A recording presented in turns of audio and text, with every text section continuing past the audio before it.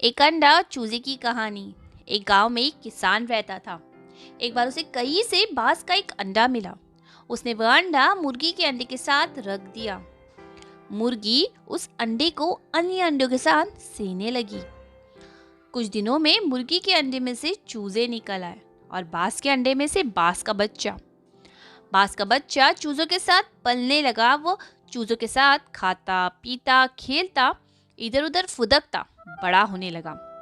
चूजों के साथ रहते हुए उसे कभी एहसास ही नहीं हुआ कि वह चूजा नहीं बल्कि बाज है। वह खुद को चूजा ही समझता था और हर काम उन्हीं की तरह करता था।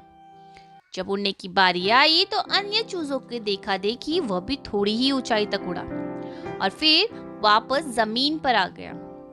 उसका भी ऊंचा उड़ने का मन करता, लेकिन वह जब वो सबको थोड़ी ही ऊंचाई तक उड़ता देखता तो वो उतनी ही ऊंचाई तक उड़ता। ज्यादा ऊंचा उड़ने की वह कोशिश ही नहीं करता था। एक दिन उसने ऊंचे आकाश में एक बाज को उड़ते हुए देखा। इतनी ऊंचाई पर उसने कभी किसी पक्षी को पहली बार उड़ते हुए देखा था। उसे बड़ा अचरज हुआ। उसने चूजों से पूछा, वो कौन है भाई जो इतनी ऊंचाई पर उड़ रहा है? चूजे बोले, वो पक्षियों का राजा बाज है। वो आकाश में सबसे ज्यादा ऊंचाई पर उड़ता है।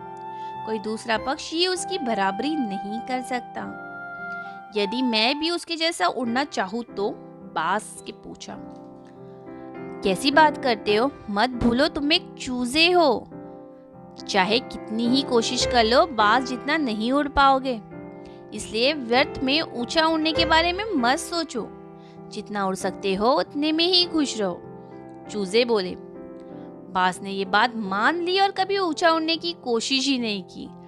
बाज होने के बावजूद वह पूरी जिंदगी मुर्गी के समान जीता रहा। इस कहानी से हमें सीख मिलती है कि सोच और दृष्टिकोण का हमारे जीवन पर बहुत गहरा प्रभाव पड़ता है। हम सभी क्षमता और संभावना से परिपूर्ण है। चाहे हम किसी भी परिस्थिति में क्यों ना हो, हमें आवश्यकता है कि हमें अपनी क्षमता पहचानने की और अपनी सोच तथा दृष्टिकोण को व्यापक बनाने की। हम स्वयं को चूजे समझेंगे तो चूजे ही बनेंगे और बाज समझेंगे तो बाज बनेंगे। खुद को कम ना समझे, अपनी क्षमता को सीमित ना करें, बाज बने और जीवन में ऊंची उड़ान भरें। अगर आपको हमारी कहानी अच्छी लगी तो हमारे चैनल को जरूर सब्सक्राइब कीजिए और लाइक और शेयर कीजिए।